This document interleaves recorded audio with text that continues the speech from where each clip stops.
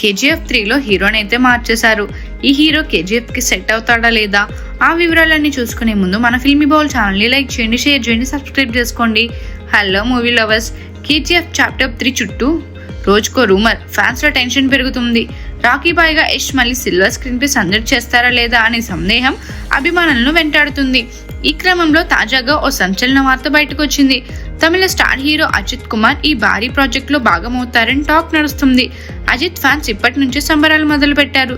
ప్రశాంత్ నీల్ దర్శకత్వంలో రూపొందే KGF 3 shooting 2025 చివరిలో లేదా 2026 ప్రారంభంలో మొదలయ్యే అవకాశం ఉంది.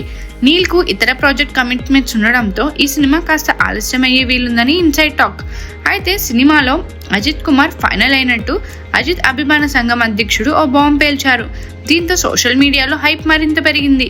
కేజీఎఫ్ సినిమాటిక్ యూనివర్స్ లో యష్ తో పాటు అజిత్ ని కూడా చూపించాలని నీల్ ప్లాన్ చేస్తున్నారని సమాచారం.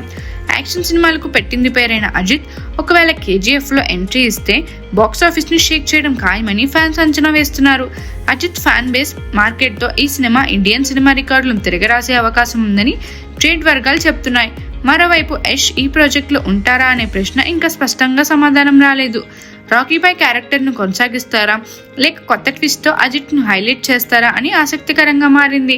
హోంబలే ఫిలిమ్స్ నుంచి అధికారిక ప్రకటన కోసం అభిమానులు ఎదురు చూస్తున్నారు. మరిన్ని మూవీ అప్డేట్స్ కోసం, ఫిల్మ్ రివ్యూస్ కోసం ఫాలో అవుతూ ఉండండి ఫిల్మీ బౌల్.